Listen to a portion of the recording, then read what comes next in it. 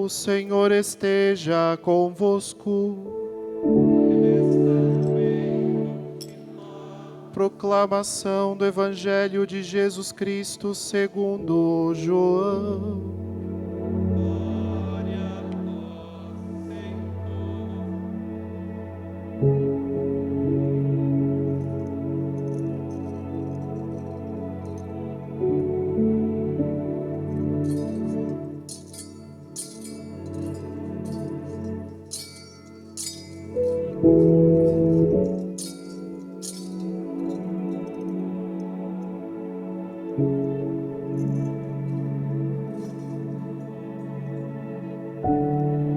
Antes da festa da Páscoa, Jesus sabia que tinha chegado a sua hora de passar deste mundo para o Pai. Tendo amado os seus que estavam no mundo, amou-os até o fim. Estavam tomando a ceia. O diabo já tinha posto no coração de Judas, filho de Simão Iscariotes, o propósito de entregar Jesus.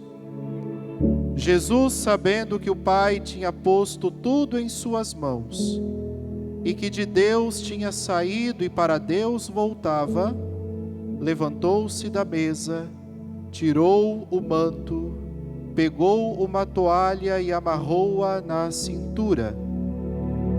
Derramou água numa bacia e começou a lavar os pés dos discípulos, enxugando-os com a toalha com que estava cingido. Chegou a vez de Simão Pedro. Pedro disse: Senhor, tu me lavas os pés? Respondeu Jesus: Agora não entendes o que estou fazendo, mais tarde compreenderás. Disse-lhe Pedro: Tu nunca me lavarás os pés. Mas Jesus respondeu: Se eu não te lavar, não terás parte comigo. Simão Pedro disse: Senhor, então lava não somente os meus pés, mas também as mãos e a cabeça. Jesus respondeu: Quem já se banhou não precisa lavar senão os pés, porque já está todo limpo. Também vós estáis limpos, mas não todos. Jesus sabia quem o ia entregar. Por isso disse: Nem todos estáis limpos. Depois de ter lavado os pés dos discípulos, Jesus vestiu o manto e sentou-se de novo. E disse aos discípulos: Compreendeis o que acabo de fazer? Vós me chamais Mestre e Senhor, e dizeis bem, pois eu o sou. Portanto, se eu, o Senhor e Mestre, vos lavei os pés, também vós deveis lavar os pés uns dos outros. Dei-vos o exemplo, para que façais a mesma coisa que eu fiz. Palavra da salvação.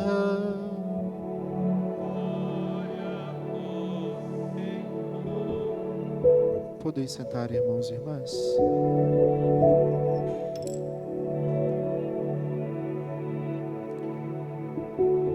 Seminarista Renan, irmãs canucianas, amado povo de Deus, esta liturgia da Quinta-feira Santa nos faz viver dois grandes acontecimentos pela palavra que acabamos de ouvir e ser proclamada.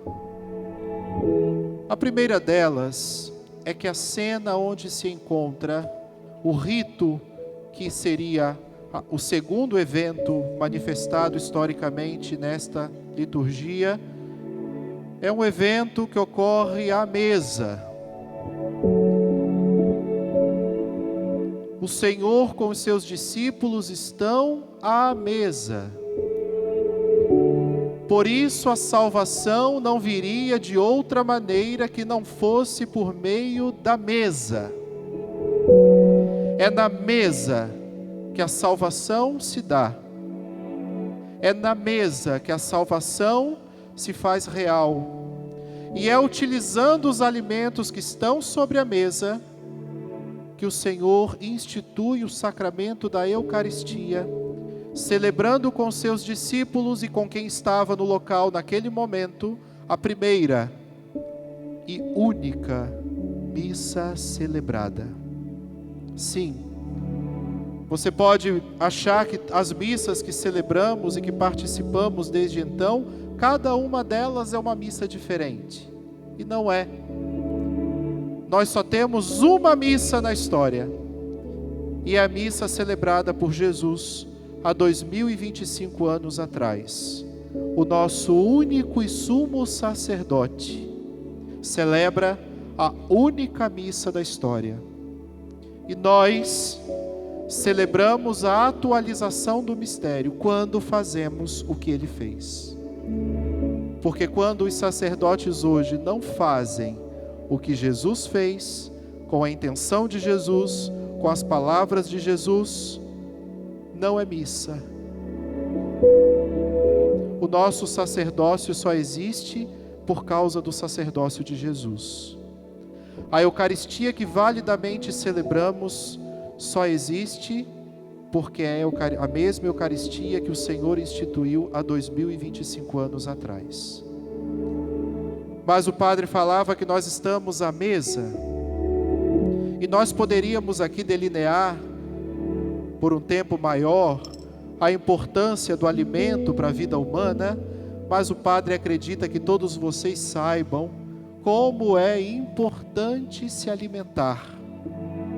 O que significa o alimento nosso de cada dia?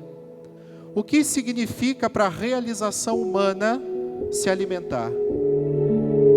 Agora, meus irmãos e irmãs, vamos fazer um movimento, um esforço de movimentar-nos para sairmos dessa nossa esfera somente temporal, material, para irmos para uma esfera sacramental, espiritual. Se nós sabemos que os alimentos que estão ali presentes na mesa com Jesus já são importantes para que aquela reunião aconteça, para que a traição seja descoberta, para que a história da salvação se desenrole, imagina se aqueles alimentos passam a ser corpo e sangue do próprio Cristo. A Eucaristia. Não há preciosidade maior para o ser humano que poder estar à mesa da Eucaristia, porque não há pão mais saboroso, não há vinho mais saboroso para ser degustado que não seja o pão e o vinho que durante a Santa Missa são transubstanciados e se tornam corpo e sangue de nosso Senhor. É claro que por consequência disso, o sacerdócio católico é instituído, como nós sabemos, mas é por causa da Eucaristia. O padre existe por causa da Eucaristia. O padre existe para a Eucaristia, porque a Eucaristia não pode deixar de existir no mundo, é que existe o padre. A nossa vida está condicionada à Eucaristia. A nossa vida está condicionada à vida de Jesus. E você que comunga o corpo de Cristo, você é convidado, você é convocado a fazer com que a sua vida esteja cada vez mais estreitada à vida de Cristo.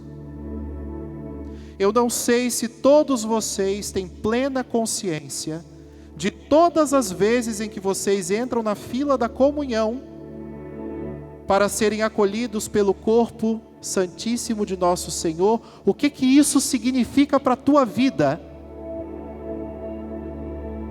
Isso significa que você e Jesus agora são um só. E se nós acreditamos piamente que nosso Senhor traz para nós aquilo que devemos ser, aquilo que devemos fazer, aquilo que devemos falar, significa que em cada Eucaristia celebrada, participada, comida, eu estou dizendo para o Senhor que eu quero ser mais parecido com Ele. E por isso, a Eucaristia que eu comungo é levada a sério por mim em todos os dias da minha vida, porque quem comunga tem o dever de ser como Cristo. Tem o dever de se comportar no mundo como Cristo. Tem o dever, sendo pai de família, sendo mãe de família, sendo filho, sendo empresário, na sua profissão, seja ela qual for, dentro de casa, com os amigos. Quem comunga tem o dever de ser como Jesus. Se não for para ser assim, não há motivo de comungar. Se não for para esse propósito, não tem sentido a comunhão eucarística que eu participo. Sentido nenhum. E é por causa dessa Eucaristia que o Senhor, ao recordar aquilo que Maria, irmã de Marta, faz em gratidão, gastando uma boa fortuna num vidro de nardo para lavar os seus pés, depois que ele ressuscita Lázaro, o Senhor naquele momento se curva diante daquelas pessoas para dizer para eles o seguinte: estar comigo significa ser o primeiro a servir. Se você, meu irmão, minha irmã, nunca tinha ouvido falar que comunhão é isso, que Eucaristia é isso, a sua decisão para que a partir de hoje ela tenha esse efeito na sua vida está nas suas mãos.